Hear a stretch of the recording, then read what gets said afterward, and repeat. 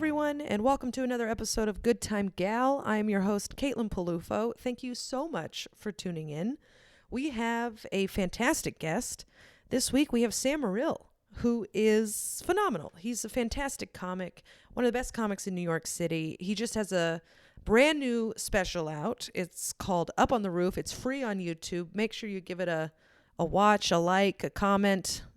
And it's so funny. You're not going to regret it. It's beautifully shot. It's made during the pandemic, so you get to see what comics had to go through performing pretty much anywhere there is a microphone. So it's really funny, packed full of jokes. You're not gonna be sad you watched it. You know what I mean? So give it a view. Also follow him Instagram, Twitter @Sam Morril. And follow the pod at Good Time Gal Pod on Instagram. And you can follow me at Caitlin Peluffo on Instagram and Twitter. What a thing to do. You'll see a lot of pictures of my cat. Her name is Bowie. She's a pain in the ass, but I love her very much. She has weird hair and very strange eyes. It doesn't matter, but if you're intrigued, feel free to follow. And please rate, review, subscribe to the podcast Good Time Gal with Caitlin Peluffo. If you do that on iTunes, it helps people find me and find the podcast. And then I'm not making this in vain. You know what I mean? It doesn't really matter. I have time on my hands. I have nothing else to do but make this podcast for you to enjoy. So thanks again for tuning in. And please, please, please enjoy Sam Morril talking about all his drunk mishaps. He is so funny. And give his special a watch. Thanks so much. I don't like my basketball podcast is so niche anyway that I feel like whoever's going to listen is going to listen. Yeah. And that's that. Speaking of, I saw your show, your special. I saw your special. It was great. Oh, thank you. Yeah. Well done. Thanks. The drone shot was crazy. Yeah. Wasn't that cool? That was all Dominic Mull, my director, Matt Salacuse. I asked him how he saw a special like this looking, and he's like, I'm bringing a guy with a drone. And I was like, is that going to cost a shitload of money? And he's like, well, he owns it, so he'll probably give you a good deal. And just a camera duct taped to the bottom of it. Dude, I'll tell you, on one of the roofs, people are such shit. On one of the roofs in Brooklyn, some guy just like knocks over his drone and breaks a propeller, and it's like, oh, now we need a new drone. So yeah, oh my God. We don't know who did it, but someone clearly did that. Oh, and, that sucks. Yeah, but I mean, the shots are insane, and it is hilarious that, like, you know, I'm like, oh shit, we're doing the same types of shots that they have on like Bosch. Like, these are like ridiculous. These are like intense shots. These are, you know, so for a YouTube production, it does look pretty legit. I mean, it looks beautiful with all the backgrounds, and then the lighting's great. It's better than most of those shows are better than any rooftop show I have done this whole summer. Well, I got very lucky is that we had some trial and error there. So, yeah. you know, some roofs were really great, and then some were just horrible. So you learned, and, you know, we cut out the ones that were really bad. We kept in bad moments, but I'm like, I'm not going to keep a whole terrible roof. Yeah. We did some that were humiliating. I didn't realize that I needed to record this much until, because I was figuring like, well, this is just to get back in shape, you know, comedically. But then I did one show in the backyard where it's like, of course, every bad thing you could like could happen. Like I show up, first off, they're like, it's on Bleecker Street. And then I would go to the address and they're like, no, in Brooklyn. I was like, cool. You got to say it. Like an iconic Manhattan street. Then,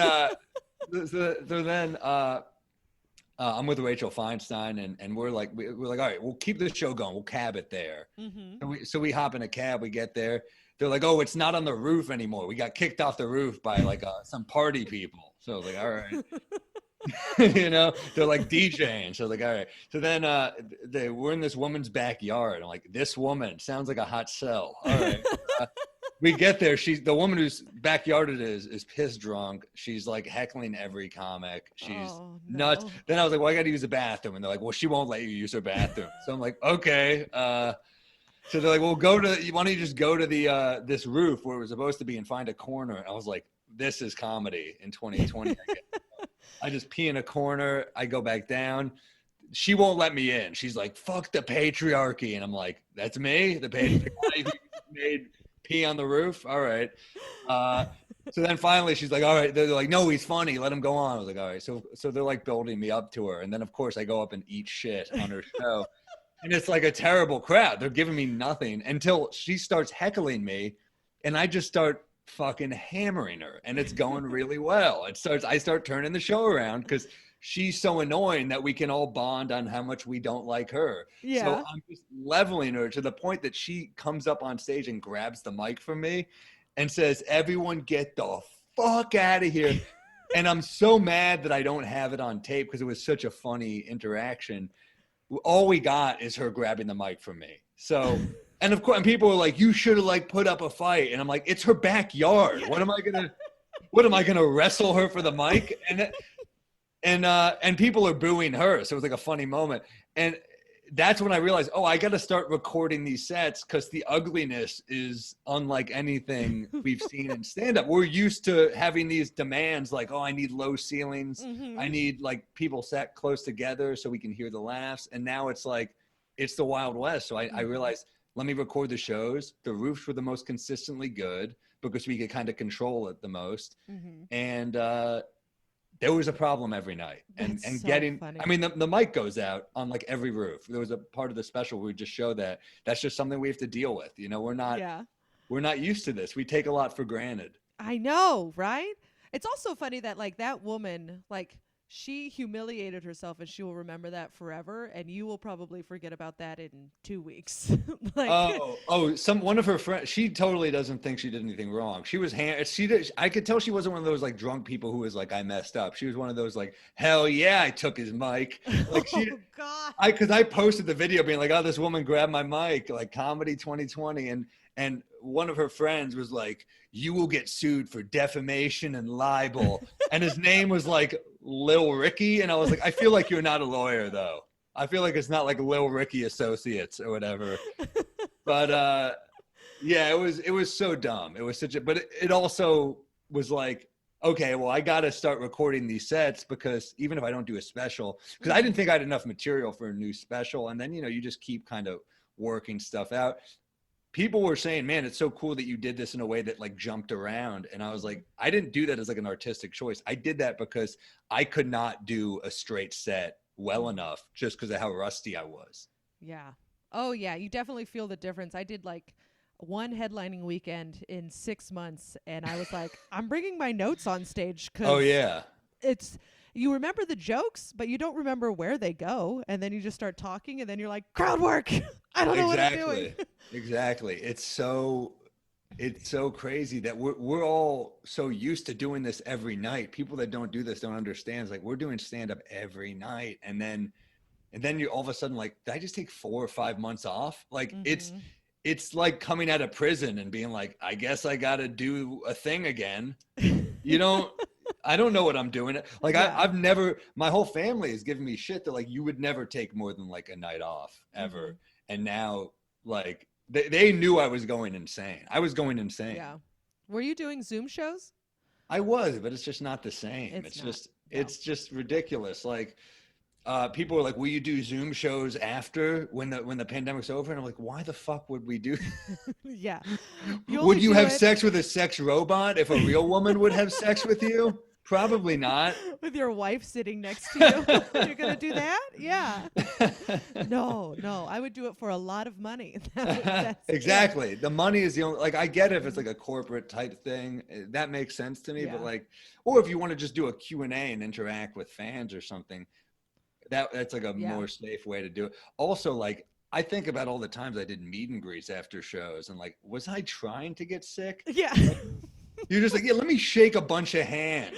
Let me shake a bunch of hands. And I was a hugger. I was like, get in here. Why not? Let's rub bodies. That's good. That's healthy. Yeah, let me just lick your face while we're at it. Seriously. And people would be like offended. It's hilarious, like what we do to our immune system, just like with the traveling and the, different city. Wake up at 6 a.m. Then you do shows at night. Then I'm like, oh shit, we got to do morning radio to promote it. Wake up again at 6 a.m. Then 2 shows that night. And you're like, oh, no wonder I was always sick. Yeah. Stressed out, sick, always like breaking out into either zits or hives, one of the two. But it was just a constant wave of health. People would beat you up for not doing more on the road. Remember, they'd be like, you were in this city and you didn't do this. And you're like, dude, we're tired. I got up at 6 a.m. to do morning radio. Like, I don't want to be laying. It was like the point of tired sometimes where I wouldn't be like, I'd be in the hotel room, like looking at a wall, like I'm like, I got a TV. I'm still looking at the wall. Yeah. That's how tired. I always think it's funny when, because I have a lot of restaurant friends. They're like, why didn't you eat here, here, and here? And I was like, you realize that I'm doing shows at the exact time that these places are open. Like, right. I am working while I can't go try your steak tartare at your friend's place at 7:30. All right. Oh, that makes me so mad at what comedy clubs serve when I hear the word steak tartare. That sounds... Oh, that sounds delightful. It's phenomenal. You should go to Mayfield. Give it a whirl. It's very good. I was reading this book on Nixon, and I was just like, man, Republicans eat so much better than liberals do. It's so fun. Like, I remember I saw Henry Kissinger once at a steakhouse. I was like, you're not going to see. I'm generalizing, but you're not going to see like Beto in like a Peter Luger's. You know, I just feel like you're just not going to see them there. They just eat better. Yeah. Oh, for sure. No Bernie bros going to Peter Luger like, hey, make it an extra. Feels like, yeah. It feels like they would not. No. They'll be like, this I feel like grotesque. Bernie, they would know where to get a good egg cream, but not a good steak. Bernie is yeah, and a nice bagel, maybe, but on with a coffee deal, With a schmear, yeah.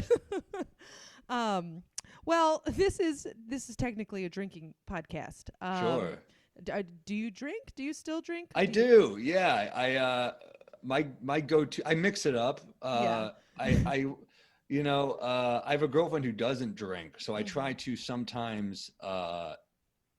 Like, it's funny. We were watching. You ever see the old musical Guys and Dolls? Yes. With like Brando and Sinatra. I love it. I think it's so funny. But there's a scene where some scenes have not aged well. There's a scene where Brando's trying to get this woman drunk, and he's like, she's never drank before, and she's like, well, it tastes like a milkshake. And he turns to the waiter, he's like, let's get some more milkshakes. And I feel like in a much more consensual way, I do that with my girlfriend, where she's like, she doesn't drink. So I'm like, all right, let me just like throw a bunch of watermelon in my blender, put some tequila in there. She's like, this is amazing. I'm like, yeah, I'm making it good for you. So I'll like, I did I put a bunch of mangoes in the blender, some tequila, I put some chili and salt around the rim. It's oh dude, I'm not fucking around. So, cause I know if I'm drinking, it's my thing. I'll do like Manhattans, Negronis. I like to make cocktails. I mean, scotch. I like wine, scotch. Yeah. How about you?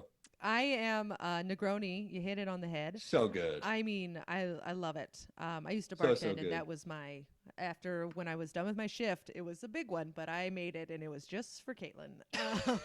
That's what they do with the cellar. They'll hand you like, I'll be like, I'll have a Negroni. They'll hand you a fucking pint glass. Yeah, exactly. Like I said, a Negroni, not 5. Yeah. At work, they used to have these, the quart containers for the plastic to store food in. So you just take one of those, and it's supposed to be filled with water, but sometimes you fill it with things that will get you through your day. And I just had one of those huge things of Negronis. I was just like, I'm going to sit at the end of the bar. I'm done. Oh, it's the best. It's so fun. Negroni is a special drink. I just like Campari. I just think you put Campari in anything, it's a fucking party, man. I like an old man Italian, just a little Campari and soda. Not the manliest drink, but like, if it makes you happy, Sam, you got to just drink it. If it fills your heart with joy, you drink that Campari and soda. All right? I'll drink like Uncle June on Sopranos. Why not? I love that.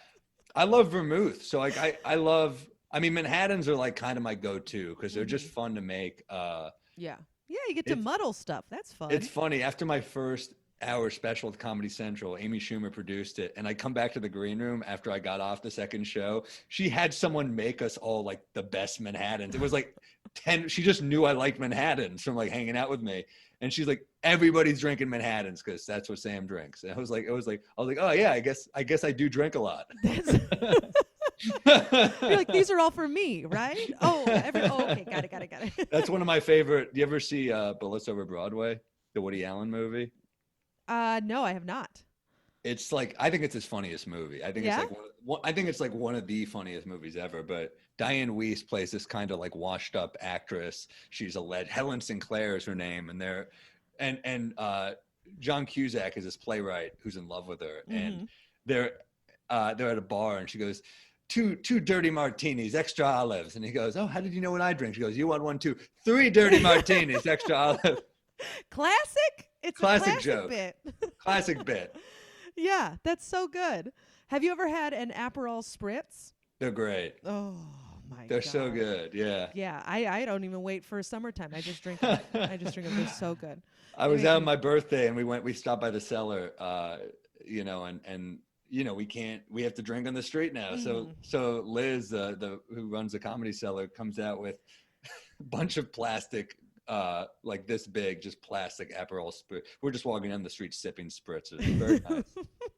Nice summer drink. You deserve it, okay? You walk I'm around worth Greenwich it. Village with your little spritzy poo. Now, were you always a big drinker, like family of drinking people? No, that's the thing. My family doesn't drink. It was really just me and my brother. You have a brother? That's exciting. My older brother, yeah, he would drink like, I mean, when I was younger, it was just beer, whatever. But then you get a little older and you want to explore a little. My sister, occasionally, my brother and I would go out and get drunk together. But under 21 or over 21? Oh, definitely under. We had the fake Really? IDs and everything. Oh yeah, for sure. You were cool. That's cool. I Yeah, wouldn't even know where to get one. We got a loose definition of cool on this podcast. That is very fair. You know, one friend w'ho's like 5'3", but he's got sideburns down to here at 13. We're like, lead the way. He's got the facial hair. So yeah, we would drink, but then,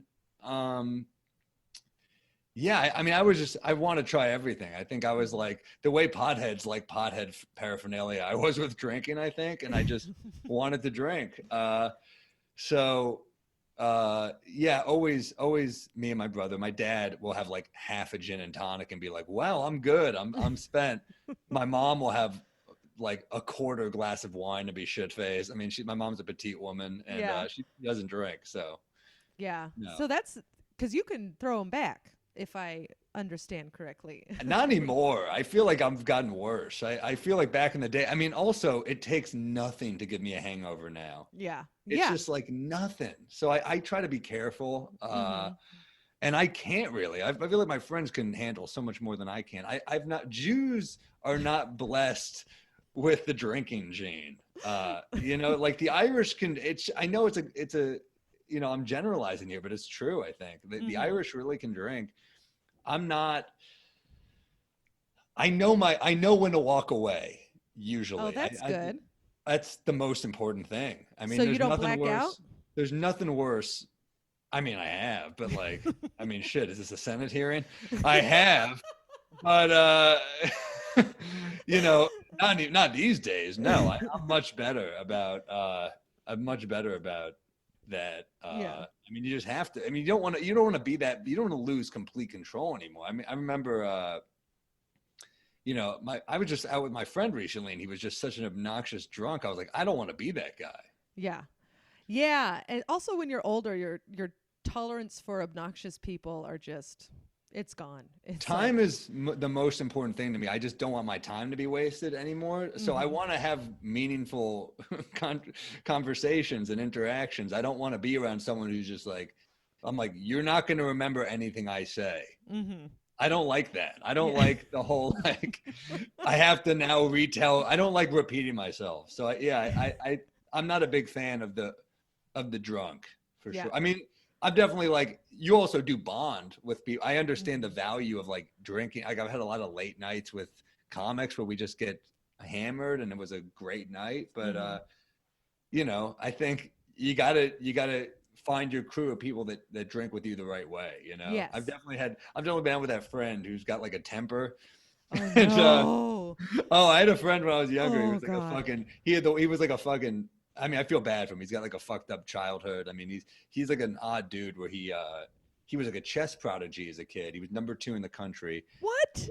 Yeah, incredible. But he's like a family of hoarders. The dad left. Oh, The no. mom was like a hoarder. So like literally like newspapers up to here. Like you couldn't see shit in their apartment. That's tough. And Yeah, and he would have like, he was a funny guy, but he had anger problems. So I remember he'd just get like hammered, and he'd be, the bartender was ignoring him all night. He throws a throws the bill down and goes, "Give me a fucking drink, you bitch."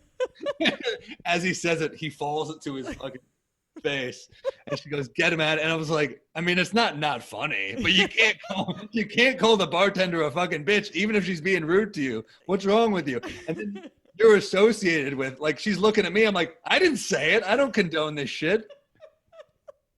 I mean, what do you do? Oh, poor guy. Poor guy. He's All hurting. he wanted was a little cocktail. Forget about the newspapers. In her defense, he probably didn't need that drink. That's probably fair. She was not wrong. She was not wrong. So did you go to college? I can't remember. I did. I went to Tulane, which is like a total, and then I ended up leaving and going to NYU. But oh wow, double whammy. Double whammy. Tulane, though, you're in the South. That is a different type of drinking. I mean, that is like, oh my God, like, yeah. I mean, that's Mardi Gras, New Orleans. You know, that's like another. And no sober person came up with the beads for breast transaction. I mean, that was a definite drug. They're not worth the same. Breasts are much more valuable than plastic beads. I'm glad to hear you say that. Yes. What if you were like, don't waste your beads? I don't know. These beads They're are pretty on the internet. I mean, New Orleans, like Bourbon Street is like a shit show. I mean, it's like completely. New Orleans drinkers are unlike any you've ever seen, I think. I mean, the Midwest goes hard. Don't get me wrong. Yeah. I've never been to New Orleans. It's incredible. It's almost like you're there and you're like, this is the least American city in the country. Like it doesn't, it feels like the way like Montreal is in Canada, and you're like, wow, this doesn't really feel like the rest of Canada. I mean, I guess it's that French influence, you know? Yeah, that makes sense. So you went there first. Were you in dorms and stuff? Yeah. And that's a football town, right? Really good baseball team. Yeah, their football team is. Yeah, no, they have a great baseball team. And a lot of players go pro out of there. But yeah, I remember. Yeah, shared a dorm with like the worst. It was, you know how dorms are set up where you're like literally your bed is 4 inches from their bed.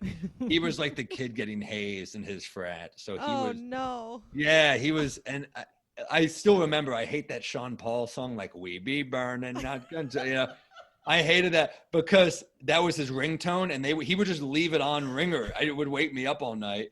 They would drench his clothes in crab oil to haze him. So then he would just wear my clothes. So my clothes were all drenched in crab oil. And I'd be like, dude, stop wearing my shit. It all smells horrible. Another thing he would do is he would, you know, you don't want to like, the bathroom was far away. So, you know, that communal bathroom's far away. So sometimes you would just like get a water bottle to brush your teeth and spit out the window. And he would, just like that. No one did that. Sam. No one was there. It was like an area. It wasn't a normal thing. But my roommate would dip tobacco into the water bottle. So I remember one night, I just not looking, I swig it, I get his tobacco. It's like disgusting. God. Yeah, you know where it's going. But that's so gross. But I remember those parties, like the ice luge, and you're like, these days with COVID, that's probably not the best idea to be, you know. What's an ice luge? Oh, they're like giant blocks of ice, and they kind of navigate a little tunnel for the booze to go down. So you get like a cold shot of jungle juice or whatever you're drinking. A lot of beer pong at that very fratty school. I'll tell you this, I didn't join any of the frats. I left, but I remember like the one frat that came hard for me. Which Not by the way, brag. I got roofied. I got roofied at their I have a bit about this. I got roofied at their party. Oh, I know that bit. This was in Tulane? It was at Tulane. I'm not just hanging out at other schools frat parties. I'm not rolling in. I was 18, you know, or 19, whatever. And yeah, I remember. I mean, great things happened there as well. But I mean, I remember that I got roofied by some fucking creep. And then I remember. I remember they were like trying to get me to join their. I think this was before they tried to get me to join their frat. Mm-hmm. And I was like, oh no, I'm just gonna like drink here for free. I'm not gonna. Yeah. I didn't say it in those words, but I was like, I don't want to be one of you. Yeah, yeah. I appreciate your booze, but I'm good.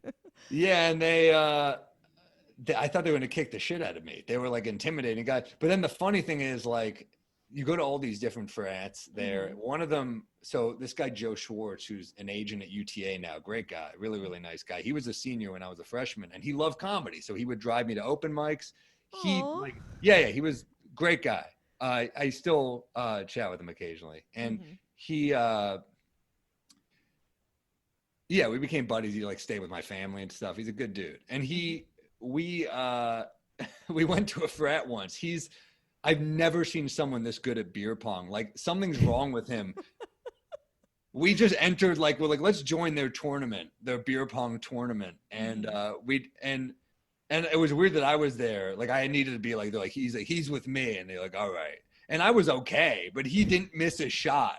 So we won their whole tournament, and they were furious at like a frat member of their frat won it. They were like it like fucked up they're like, an outsider is part of the beer pong champion. I'm like, fuck, they do take it seriously here.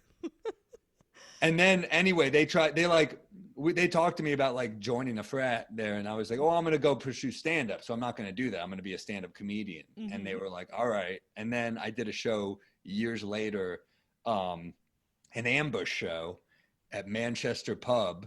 Oh, no. In Midtown. Sounds pretty good so far. Yeah, it sounds great. Sounds like one of the best. Yeah. You know how those gigs are when it's like 4 people in the crowd and they're eating dinner, and some guy goes up and goes, "You ready for some jokes?" And no. Well, anyway, I go up, and the 4 people in the crowd that night are 4 of those frat guys who are just like, I thought you left school to pursue this. And I'm like, how you guys doing? And just eating shit for that. The look of pity I've never experienced.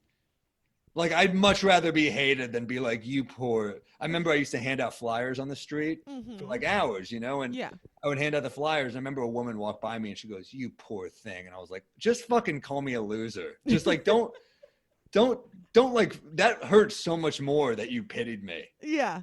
Oh, whenever I see someone who was like, "Oh, I think I saw you on an outdoor show," I'm like looking at their face like, "Did I make you laugh?" Or are you like, "I'm glad you didn't jump." Oh, I love Hedberg used to have a bit about how someone's like, they told me they saw me on TV, but they just confirmed that I was on TV. Yeah. They didn't say whether or not. It's so true, man. It's like those shows, fuck. I mean, I remember I did a show once in at Rooster T. Feathers in California, and I get off stage. Oh no, this was like towards the end of the set. I'm like doing a bit. A woman gets up and walks out. As she's walking out, yells out, "You suck!" and just slam. I don't even get a rebuttal. She just slammed the door after she said it, and it's shocking. You're just like, "Oh shit, okay." Yeah. And then I kind of pause, like, "Okay." And then a woman in the crowd goes, "I think you're doing great." And I was like, "Oh, how is that worse than the first one?" But it is like that pity. Is so much worse. Oh my God. Now, in your special, I saw that a woman just like shouted at you that yes. You are the one comic who I feel like celebrates that more than anything. I gotta know how you're able to do that, because I've seen some of my YouTube comments and I want to cry all the time.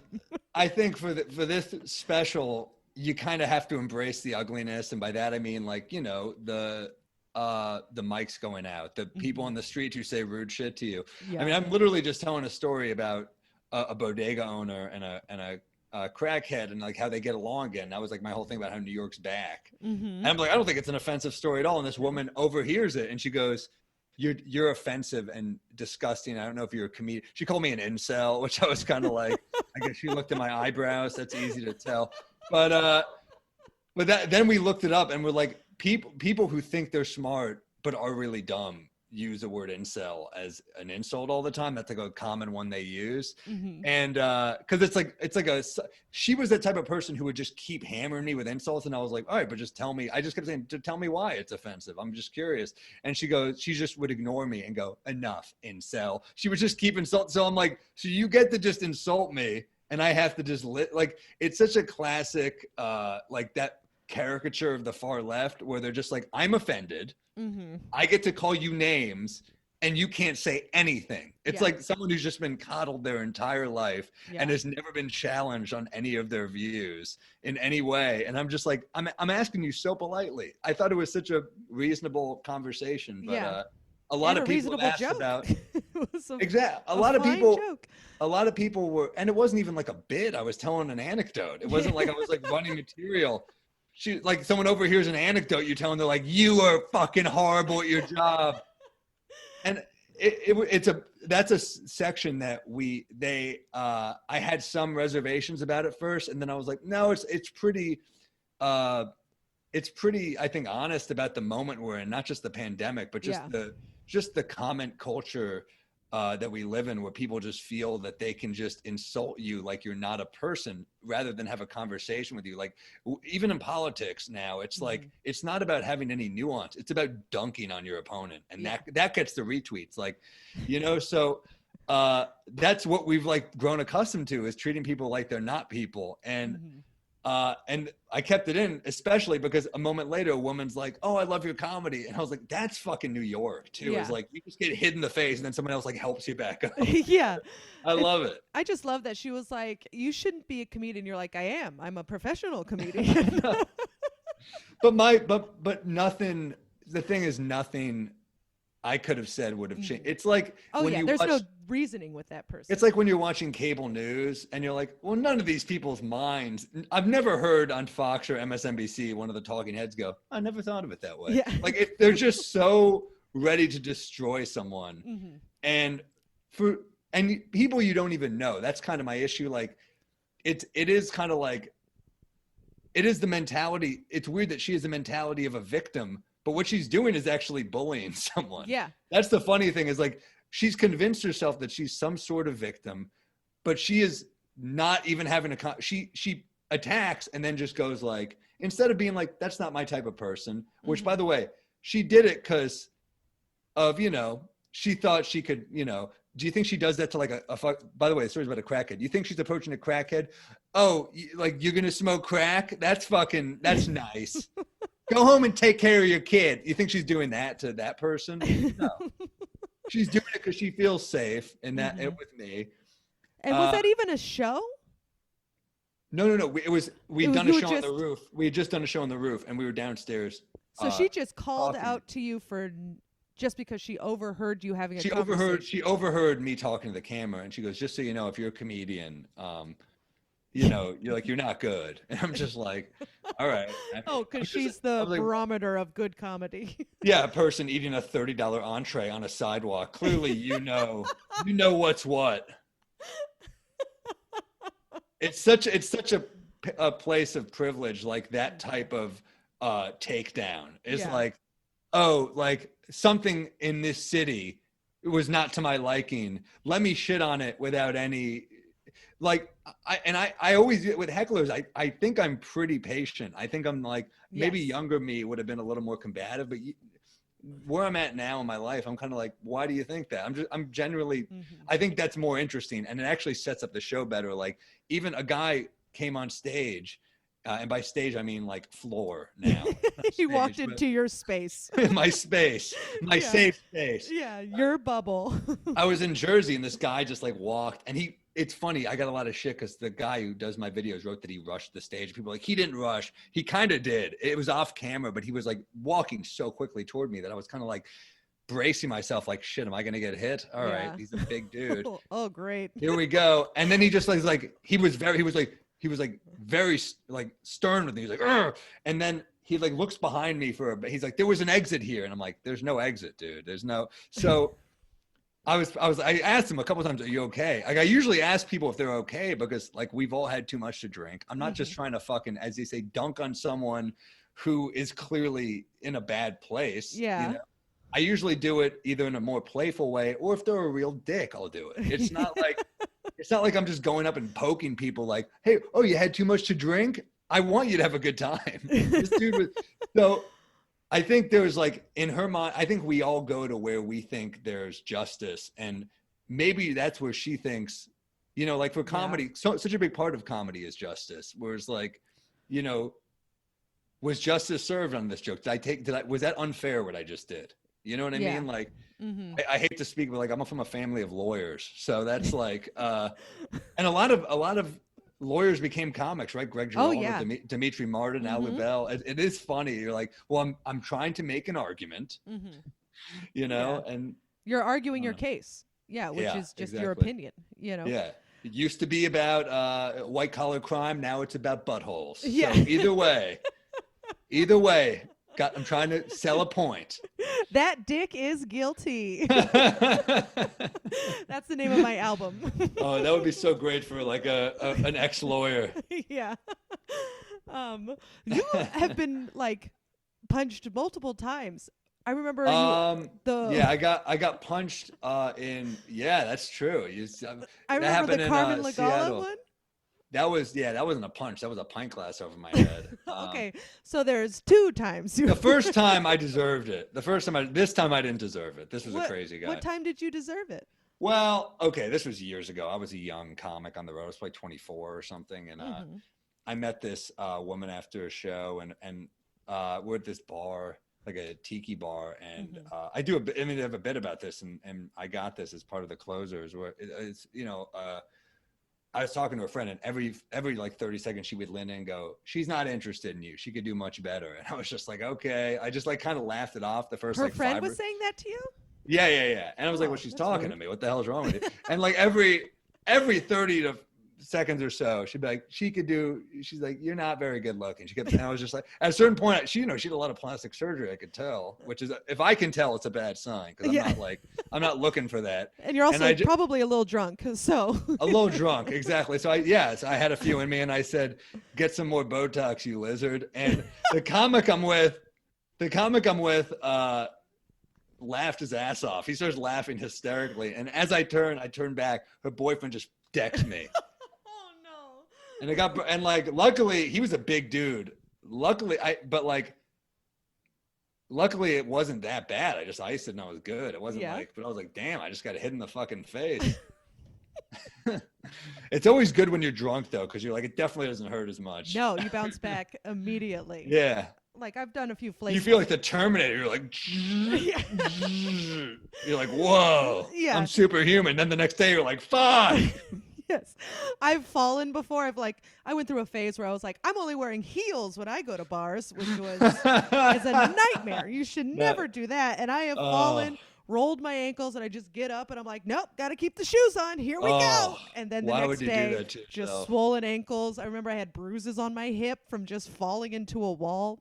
I'm fun. Awful. But when you're drunk, you're just like, I'm like Gumby. I'm good. You know? Yeah. I'm fine. Yeah. Oh yeah. I was all right. Yeah. And then the other one was just the pint glass. That was just a crazy guy. Just pissed drunk, Vermont. He came up to me, and I was with Carmen. I gave her a ton of shit because this is the bar that she suggested. She's a Vermont native. Oh no. I mean, playful, but I was like, I never get attacked with a pint glass when Dina Hashem comes with me on the road. So then Dina Hashem, I think I just fucking mispronounced my friend's name. But anyway, we're in the bar. This guy walks up to me, and something's off about him. He goes, University of Vermont. And I was like, what? No. I was like, what? Then he's like, master's degree. And I'm like, you're getting colder. No. And then he looked at everyone there, and he goes, I'm going to beat the shit out of all of you. But he was only looking at me. And I was like, this in my head, I was like, he's shit. He's just a crazy guy. So I turned around. As I turned around, he grabs me, takes his pint glass, smashes it over my head. And and I think it was a moment of shock where I was like, in my head, I was like, I hope there's not glass in my fucking head. Yes. That was my first thought. Because, but then also you're just like, what do I do? Like, we've got numbers. Like it was me and Carmen and 2 of her friends. And I was like, well, we got numbers.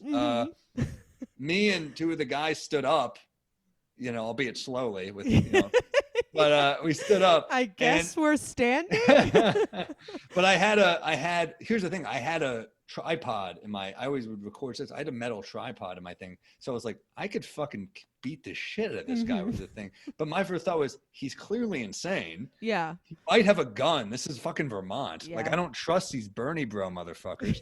And like they're all carrying, especially in Vermont. So I was just like, what do I do? So we stood up and he kind of backs away, stares me down, then goes around the glass and stares me down again.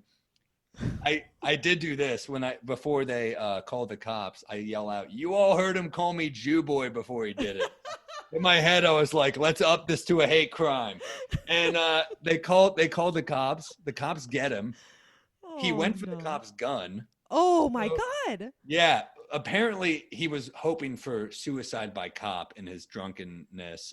He was going through he didn't count on his white privilege though, but he was going through a divorce, I guess. And he got shit faced and he blackout drunk. So, I mean, what he did was a felony. I don't know. Yes. I think cop's gun part was, but turns out he was a therapist. So, oh my God. Yeah. So I'm getting calls from the victim's advocate and they're like, do you want to come out and testify? And I'm like, yeah, let me fly back out there. He hasn't ruined enough of my time. Like, oh my God. And they're like, well, we got enough. He's not going to be able to practice therapy for at least 5 years. I'm like, yeah, I mean, he should probably have to find a new gig. Clearly he's not equipped. Yeah. He's not handling change very well, I would say.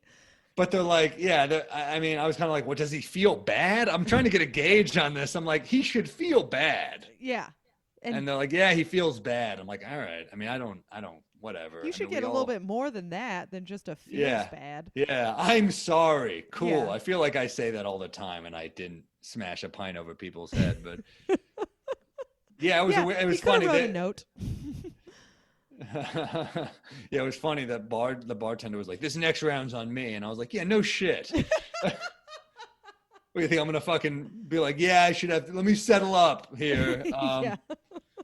Actually, let's get a round for everybody. I want more weapons. Well, I think I did still pay. I was like, you guys should have probably comped this round. But then my mom found out about it because I was posting on Instagram stories with the cops. I was like, you never know what's gonna happen in Vermont. 2 more shows. I'm like, officers, let's fucking a little improv, please. They're just looking at me annoyed.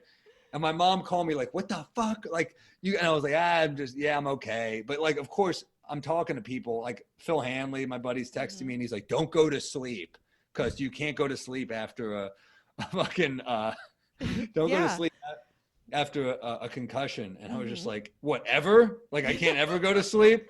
How does this work? And he's like, well, you can go eventually. I was like, well, I don't know how to do this. Like, what?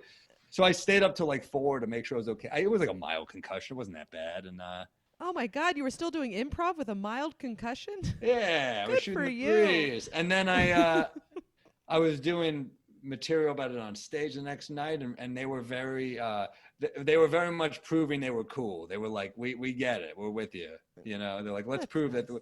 Good people in Burlington. Aside from that dude, they are good people. I've always had a great time in Vermont. Yeah, Vermont's great. I did that club state. with Steve for 1 weekend, and it was a blast. It was everybody's so nice. Well, almost everybody, I guess. That one guy. What? Yeah. I mean, I wonder what his job's going to be now. Now that he can't be a therapist. That's interesting. Yeah. Who knows? We don't need to worry about it. He was in a dark place for sure. Yeah. I hope his heart heals, huh? Just like your head did. I don't know. Yeah. I mean, that's the thing about drunks. I mean, he could be a decent guy, but he just can't drink, like you can't be getting blackout drunk if you can't handle it. A lot of people they become different. And then part of it is like, well, is that who they really are? And are they just not like, this sounds like a therapist who's not in therapy. Like you got to deal with your own shit. Mm-hmm. Oh yeah. I always find like people are like, your honest self when you're drunk. And it was like, well, when you're not drunk, you get to make a choice. You know what I mean? So like the choosing what makes you who you are. But when that's gone, like you got to be careful. You can't, because all that shit's coming out. And yes, you can't take it back, including that guy. What if he did get shot by the cops? Like, then he would just be I know. I know. If he got shot by the cops, that would be. I wouldn't have had a bit really. No, I don't think so. I think it would have ruined the story. I'm like, you fucking assholes! I was working on a joke about that. Now it's too dark. God. Yeah. I go, so anyway, he's dead. How was that? Why would you say it? Anyway, that guy got shot. Yeah, it seems like he wanted it. He was drunk. um, well, we're doing great on time. We're near the end, Sam. Sure. So I like to ask if there's any other stories that we didn't get to. Drinking stories is the theme. I mean, I don't know. I feel like there aren't that many crazy ones like those two where I got hit. Those are like, those are the big ones probably. I've done stupid shit before drinking. Yeah? Stupid shit counts as fun shit. I mean, I'm just thinking there's so many stories. Well, one of the big ones was, I guess this is the drinking story. This is one I've also told on a bunch of podcasts, but this happened like many years ago, probably like 8 or 9 years ago now, is I met a girl on a dating app. It was after a breakup a long time ago. And beautiful woman, looks even better than the pictures when we get there. And oh, that never happens. Never. It was pretty exciting. Yeah. I was kind of like, let me look at this picture. I'm like, oh my God, yeah. So you really downplayed it. I couldn't believe it. It's like I was gonna say we got drunk, but it was me. It was me who got drunk. She was, she was pacing herself. I had a few too much. I was probably a little nervous. Hadn't been on a date in a while, and yeah. I remember it was like a cold New York winter, and I drunkenly I just grabbed her and I kissed her, and she goes, "Oh my, I didn't expect that." Like she was proper, I guess. And I was drunk, so I said, "You better fucking expect it." And never heard from her after that for it was like months. She didn't return my calls. I was like, "All right, whatever, I mean, it happens." And then she texted me on a Friday, "Where are you? I want to see you, and I want to get freaky with you." So I wrote back, "Oh yeah," with a question mark. Like I don't know how to respond to that. And she writes back, "Do you want to get your dick sucked or not?" And I was like, huh. So, yeah, I was at lunch with my parents, so I obviously excused myself to field this call. And I called her. I said, look, I just want to know, is this you? This doesn't sound like you. And in my mind, someone stole her phone or something. I was like, what? And she goes, yeah, I've had a bad week at work. I just want to fuck you. And I was like, all right, I'm down. So I left lunch with my parents. I remember I was hanging out with Rachel Feinstein earlier that day. Again, Rachel's a good friend of mine. And yeah, I told her, and she was like, what are you fucking stupid? Don't go. And I was like, I'm a guy. You'll never understand. I was also a young guy. At this point in my life, I would not make that mistake again. So I gather you can tell this is not going in a good direction, but, yeah, I'm gathering from that mistake again. I think it's going to take a turn. Someone's not getting their dick sucked. Here's what happened. I get there. It's like a different apartment in Brooklyn than where I had originally dropped her off. So I'm kind of like, but in your head, you're like, well, it's New York. People move. They sublet, right? So it's a nice building. And I said, hey, just meet me downstairs. Let's go to this bar. I know there's a bar around here. We'll get a drink. And she goes, no, just come upstairs. I have scotch. And I was like, all right. So she comes down to meet me. And she looks great. We go upstairs. There's nothing in the apartment. It's like a couch and a bottle of scotch. So she was telling the truth about the scotch. But we start making out. She starts going down to me. And then she stops and she goes, I hope my roommate doesn't catch us. And I was like, I also hope that. Let's go to your bedroom. And she goes, no, I want him to catch us. And that obviously is when I should have left. I did not. I had another scotch. We go to her bedroom. She starts going down to me again. The door swings open. It's a dude. He's been there the whole time. And I remember there was a lot about this dude visually. He's jacked. He's tatted up. He's got a cast on his left hand, which I thought was a little shocking. No. I was like, I don't know how that happened. But I just remember it was it's one of those memories that just sticks with you. And then she's going down to me and she doesn't stop. And in a moment of panic, I just turned to him and I go, can I help you? I said, can I help you? Can I get you anything? And he just goes, are we going to do this or what? And I was like, do what? And he said, her. And I said, I think there's been a misunderstanding. That's not how I am. And and he just goes, well, you're either in or you're out. And I was like, I'm not. This is not who I am. And, terrible feeling to be, confused and terrified with an erection. It's not. It sucks. So I kind of was like, are they going to rob me? I was traumatized. So I kind of didn't know what to do. And I said, well, I got to go. I kind of looked at her for something what is going on? And she just kind of shrugged this was it. Which in my mind, I'm like, if I did this to you, I would never work in comedy again. It would be like, it would be one of the hardest Me Too's of all time. But for some reason, you can do this to me. This is still fucking messed up. So I'm so scared. I'm like, I don't even pull my pants all the way. I kind of like waddle out as I'm pulling my pants up. I reach for my backpack. Horrible story. I remember I'm telling my friend, a comedian Dave Smith about it. And I tell Dave and I'm like, oh, what? And he goes, I would have fucked both of them. And I was like, what? I'm supposed to get some assurance here. Oh no. Well, no, like, yeah, I would have done it. He goes, yeah, I would have done it. Oh my God. Yeah, no, I think you're right. Never fuck a guy with a cast. All right. Oh, That's yeah. just my baseline for It's just not my thing. I'm also, I don't even think I'm like a three-way guy. I've never done that, but I don't even think that would be my thing. So it seems like a lot of pressure with a three-way. A lot of pressure. I feel like someone's going to feel left out, me or one of them. So I just, I'd rather keep it, where it is. I feel like you just got like the Nigerian prince of calls. You know what I mean? Like you got scammed. Yeah, I got scammed. Yeah, it was pretty weird. And I kind of asked her like, what the fuck? Yeah. Did she ever respond to you? She was like, yeah, sorry. I thought you'd be into it. And I was just like, well, it's a big assumption to make. Yeah. Huge. Also, I don't think you could do that to a woman because I don't think a woman would get that far. Right. Like with the amount of red flags, like only a young guy who's like getting my dick sucked. Yeah, it's gonna be like, who cares if it's a different apartment? Who cares if she didn't let me kiss her last time? This is gonna be great. So true. Yeah. You're right. But women, that's the only thing we have going for us. We red flag, no.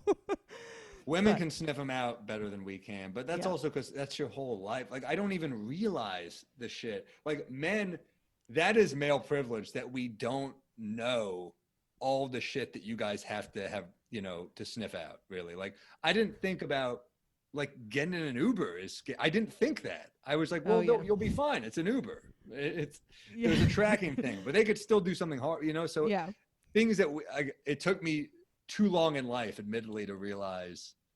What you guys have to worry about. At least you realize it, Better late than never. Better late than never. That's great. And you know what? I feel like you've unless it's going to a girl's house to have a guy with a cast come in, and it's better never than late, as I would say. Yeah. I was gonna say you're one of us now because of I got a bit out of it. There you go. That's all that matters. You can get punched in the head. You can get slammed with a pint glass. As long as you get a bit, it's fine. That's kind of what I tell myself. Like as long as my health is there and I get a joke. Yeah, then you're living large. It's a win. Well, Sam, this was great. Thank you so much. You're so easy to talk to. This was fun. Oh, this was a blast. You're great. You're a great storyteller. Thank you. Do you want to plug anything specific? Yeah, I have a new special out called Up on the Roof. So funny. Yeah, it's on my YouTube. You can just YouTube Sam Morril Up on the Roof. I got a podcast about basketball with Stavros called Pod Don't Lie. And I guess I'm just going to try to start cracking on more YouTube content because got to occupy myself these next few months somehow. So they're going to be back to work. New hour, back to work. New hour already? You just no, did but another hour. I know, but I gotta do something. Yeah, I know. Idle hands or the devil's handy, whatever the fuck. I don't know. That's a thing, right? I feel like Grandma said that. I don't know. But knowing you will have a new hour within the next 2 months. You're very fast joke writer. Try it out. So I don't think it's going to take a while this time, but we'll see. Well, it's going to be great. Thank you so much, Sam. Yeah, thanks for having me. This was a lot of fun. This was fun. Great job.